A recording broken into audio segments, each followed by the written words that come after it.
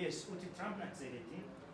Trump na Tshisekedi bamaze kuba abayobozi bumva ko ari bo bayoboye isi kandi bashobora gufata umwanzuro wose, ariko kandi nabo bazapfa. Kandi mbabwire ngo nta ntambara n'imwe itazigera igira iherezo, kandi ukuri kuzatsinda.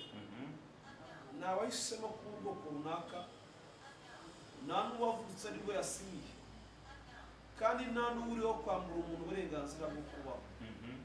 Kuko nawe nubwo umwica, ariko nawe umenye ko ejo uzagira gute uzapfa. Buriya abandi nawe utagira gute utakwibagiwe. Igihe cyose wumva nkunda kwivuga hano kuri IBC Rwanda, iyo ukoreye umuntu ubugome nawe burakugaruka. Ari gutuma abana batiga neza, ari gutuma abakecuru birirwa birukanka. Imihana imwe ni igihura, byabaye ibibazo, abantu baratatanye. N'uburyo Imana itazaguma kwihangana, Imana irenganura abarengana. Kongo kandi ngambivuga hatarahinduka ubutegetsi bwa Tshisekedi, Kongo nta mahoro izagira. Nibyo.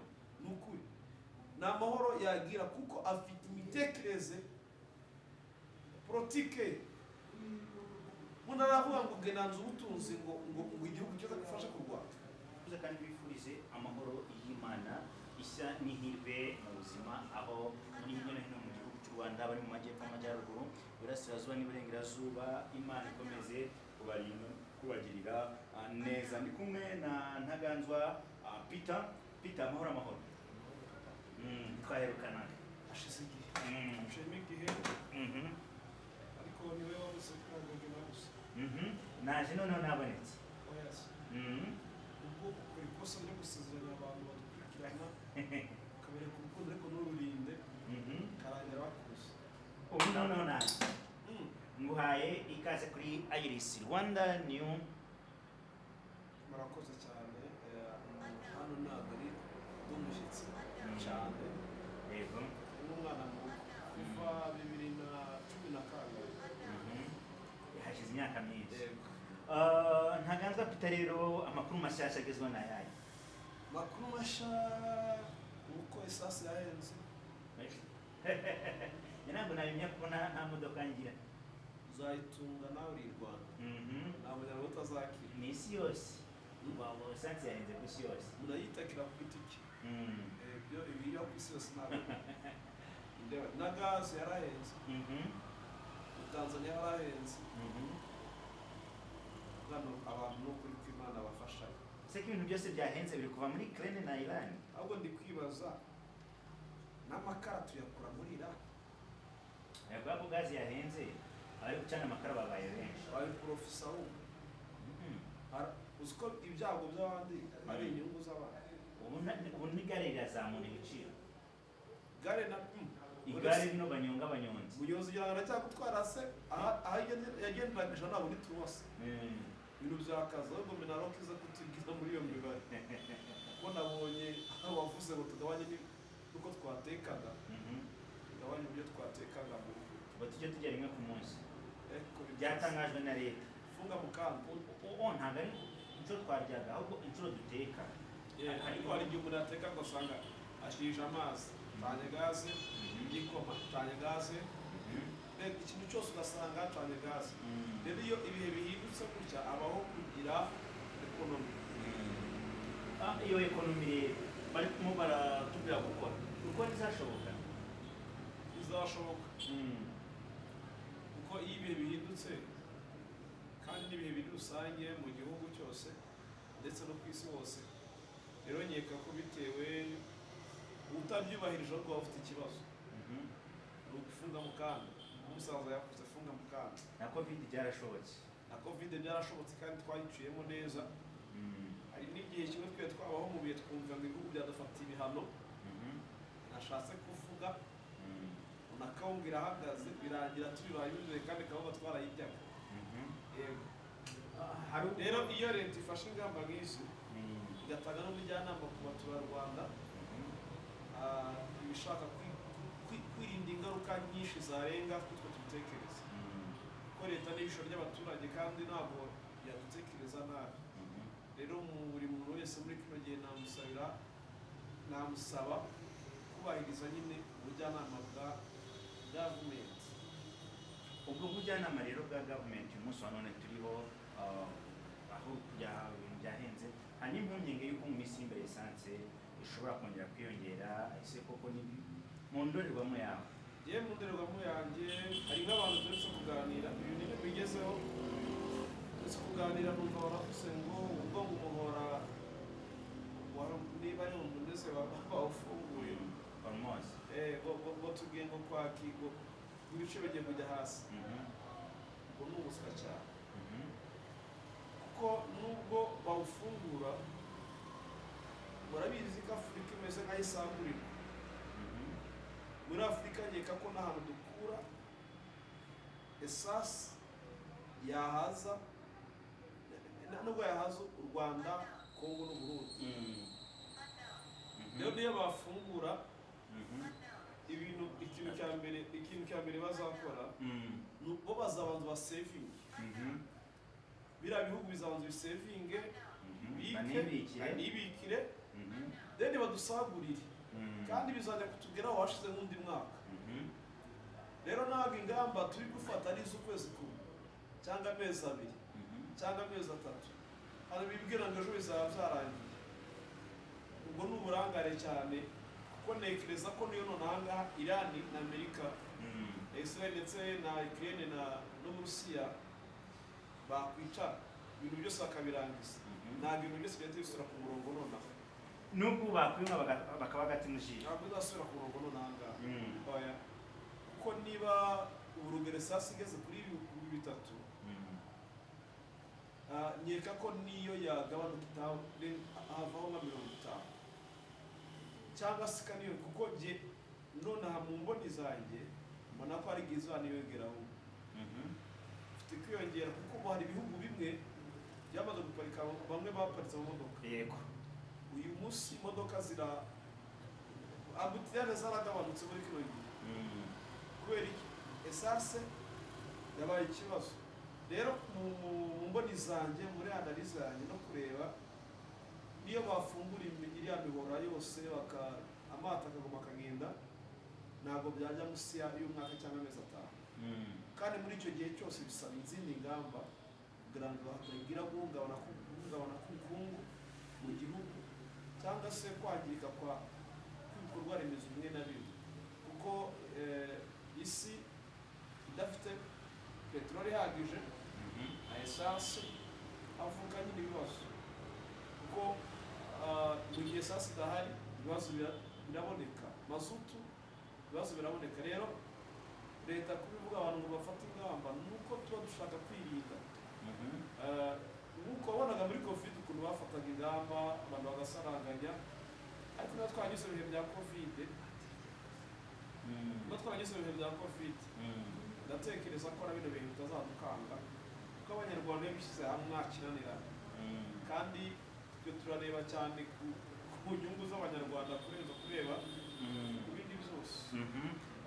uti turareba ku nyungu z'abanyarwanda kuruta kureba ku bindi byose, ariko n'ubundi ujya gutera uburenze arabanza arabwibanza nyine ijya kurisha ihera ku rugo.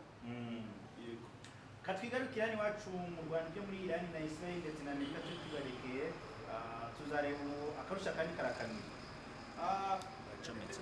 ntekereza ko hari icyo bita politike y'isi. iyi ntambara irimo politike nyinshi cyane. uzumva Amerika ivuga ngo yafashe ubwato, wumva Irani ngo nanjye ndagomba kwita akanyafu ku nda. wumve uyu munsi Irani yarashe muri Israel, wumva Israel yarashe nyine ni politike isi yowe na politike yowe n'ikinyoma. vuba aha ngaha turatangira content nshyashya ndi gutekereza kandi iri mu mutwe wanjye, ariko se ntibizatunga abantu ko muzatubona twanaganiriye muri Gisoro hariya, tugakomeza tukajyana na za Bunagana. Tugarukire kuri bene wacu b'Abanyamulenge. hari abamaze iminsi mu myigaragambyo, hari n'abamaze iminsi bari kwicwa, drone ziri kurasa ari muri Rubaya, niba ari Rubaya niba iyo hirya za Minembwe. imyigaragambyo ubundi wayibonye gute? Kisekedi ni umujinga sana. ni umujinga kuko abantu bamaze igihe baganira ngo haboneka agahenge. none we abaturage bari gupfa. Icyambabaje mu gihe cyashize nabonye inka zapfuye, umuntu arica n'inka. Rero ntekereza ko kwiyamamaza cyangwa se kwigaragaza kw'Abanyamulenge bafite ishingiro, kuko ntabwo bagomba kureka abantu ngo bapfe hanyuma baceceke. Politiki iri gutambuka muri Neva na Kisekedi, uribuka Abanyamulenge bavuye mu Burundi ibigwari sana baragenda bataka Neva, barangakishije ngafashira Abanyamulenge. Uke mu gitondo tuza tubona Abanyamulenge bapfa, birasobanuye ngo na jewe ubwanjye nanigenge senga sisegere ngo kubanyamulenge. Kandi mbabwire ngo na nambara nimwe itazigera igira iherezo, kandi ukuri kuzatsinda. Nabahisemo ku bwoko runaka, nta n'uwavutse ari we yasinyiye, kandi nta n'uriho kwambura umuntu uburenganzira bwo kubaho. Kuko nawe nubwo umwica ariko nawe umenye ko uzagira gute uzapfa. Buriya abandi nawe utagira gute utakwibagiwe. Igihe cyose wumva nkunda kwivuga hano kuri IBC Rwanda, iyo ukoreye umuntu ubugome nawe burakugaruka. Ari gutuma abana batiga neza, ari gutuma abakecuru birirwa birukanka. Imihana imwe ni igihura, byabaye ibibazo, abantu baratatanye. N'uburyo Imana itazaguma kwihangana, Imana irenganura abarengana. Kongo kandi ngambivuga hatarahinduka ubutegetsi bwa Kisekedi, Kongo nta mahoro izagira. Nibyo Nukuri nta mahoro yagira, kuko afite imitekerereze politike. Umuntu aravuga ngo genanze ubutunzi ngo igihugu cyose gifashe kurwanya, ngo nanze amabuye ngo Amerika amabuye. Uri gusahura igihugu, uzanye umucashuru, umuturage we naragiza igihe cyo kwihaza. Imihanda yawe nikoze, na nzu nzima wabona mu gihugu, inguzanyo umuntu ugana gufasha kurasa gusa. Sinimfuza ko tujya deep cyane ko dufite igihe kinini cyo kuzabiganiraho birambuye. Ahubwo reka ngaruke kuri aka kantu yabo tunakekwe uwo bita Kisekedi. Nukeneye guhinduka cyangwa akeneye guhinduka ubuyobozi. Ndetse tukwamo nkuru. Nyeka ko perezida w'igihugu aba yakwicaza abamufasha, akayiganiriza, bakagira ibyo bafata imyanzuro bakabihindura.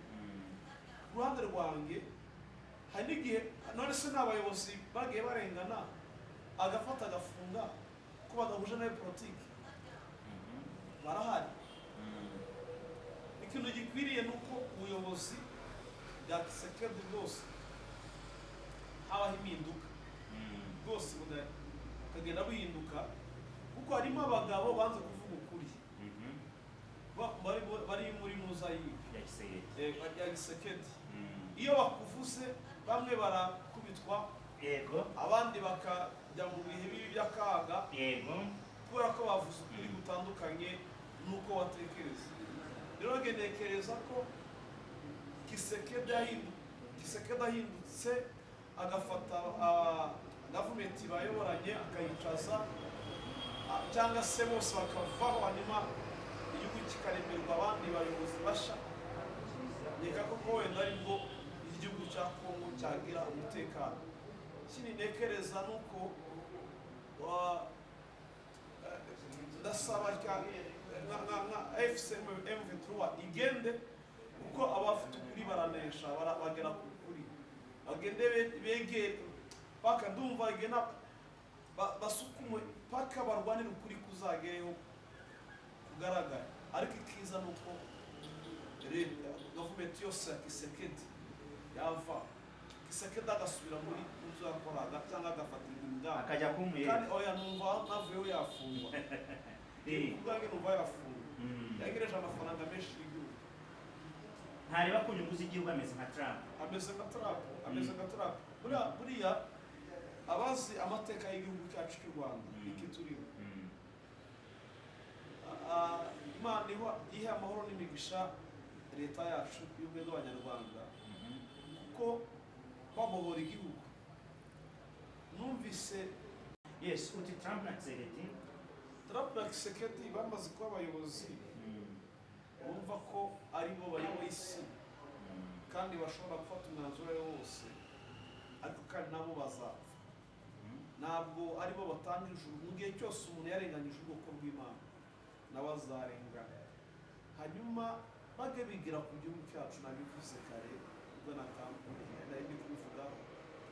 Leta y'ubumwe bw'Abanyarwanda bafata kino gihugu kibohorwa, habayeho kwitanga, umuntu akanakora atari buhembwe. Ariko Tshisekedi no gukura nta muturage nareba inyuma Agabura abazungu. Mugabura abazungu ubonye abacashuro Imana iheruka idashira wiri ngoma bawe kwikiri mutaye musokiri ngere. Okay, guys, namudukurikiye kuri Iris Rwanda TV, mbibutsa ko kuri Centre Pastoral Notre Dame de Fatima. Kimwe mwabasha kumenya cyo nuko iyi content nunganima twikozeho muri ubu buryo. Indi content muzongera kutubona na Peter azaba indi content cyashya bitandukanye n'uburyo twayikoragamo, twaba duhagaze, twaba duhinga, twaba tugenda, ariko ntabwo tuzunga gukora ubu buryo bw'iyi content. Twicaye hari ibindi bitekerezo bishaka twungutse, ariko kimwe cyo abantu mutwumva muri Kisoro ndabateguje bibeje cyangwa ejo bundi hari content turaza gukorera aho ngaho. Byangomba tugakomeza nibunagana Peter. Ndagira ngo rero tugane ku musozo kuri uyu munsi wa none, cyangwa se kuri tariki 29 z'ukwezi kwa kane, kuri iminsi ibiri tugasoza umwaka. Ukwezi kwa kane, ukwezi ni ukwezi kwa kugendekeye gutya, wikwihutisha kwese nakora cyari mubisi. Ukwezi kwa kane kwa kugendekeye ukwezi kwangendekeye neza, ariko ntabwo twakari neza cyane 100%. Hari ibintu byinshi byagiye duhura nabyo, ari ibyo by'ibiciro n'ubuzima, tukikanga ko turi abantu, kandi turashimira Imana ko yabaye hafi yacu. Ntabwo byagenze nabi cyane. Hanyuma amakuru yatambutse ari menshi, twumvise amakuru menshi ku bagenzi bacu, hari abatashye barapfa kandi n'abazima. Rero uko byagenze kose bishara niko babivuga. Natwe twifurize ishya n'ihirwe mu buzima, amahoro Imana akomeze kubana nawe. Hari ijambo bavuze ngo ikintu cyoroshye no kuzamuka, twese twicuma kuzamuka, ariko nubona wageze hejuru bigaragaza twari neza aho uri, kuko nabi kandi burya n'umuntu azamuka ntuzafate n'abo bari hasi. Yakunda kubivuga ko amahirwe y'uwazamutse no kumanuka, ariko ibyago by'uwazamutse no kumanuka, ariko amahirwe y'uri hasi no kuzamuka. Rero ugerageza ufate ukuboko umuntu uri hasi, kuko ufite kumanuka akongera akakuzamura. Mu buzima ni ugufashanya, ntiwumve ko ukize, wumve ko utakena, nta buzima budahinduka. Ikindi nta rwego ugezeho nawe rwatuma ufata umuntu nk'aho ntacyo kimaze, kuko nawe hari iminsi wanyuzemo abantu bakajya bakora ko ntacyo imaze. Abatakaje icyizere cy'ubuzima mu ijambo amagambo make. Abatakaje icyizere cy'ubuzima uyitinya, burya igihe gisobanura byinshi. Igihe kifite izina risuzuguritse, ariko n'igihe kikakwita umunyacyubahiro. N'ababaye abami bari bazi ko batazigira abami. Hanyuma ikindi ni ahantu kure umuntu atava, uko byamera kose ni ahantu haba umuntu aba Imana itamukura. N'abagabo uyu munsi wa none n'abana kera uyu munsi wabaye abagabo, n'isi bikazara amagi. Ntiwice intege, ejo ni heza, nta joro ridaca kandi nawe ryarakeye gugu. Amen. Ni ukuri kw'Imana ryarakeye, nange ryarakeye. Niyo nakusera abatukurikirana sapoti ibitekerezo, bajya baguhamagara buri munsi, kandi abadukunda gutwereke tukiri bazima tutarava mu aho tuzagira imigambi yacu ikarangira. Tutakoze kwitabira ubutumire, nari mutumire kwa ngo dusoze iyi content, ubundi dutangira na content nshyashya. Hanyuma reka mbwira abantu badukunze muri content twakoraga, baduhe like, bakore share, comment, subscribe, biremewe. Munaduhamagare mutubwire ngo mwarakoze, hanyuma tujye mu buzima bushya. Inshallah. Asante.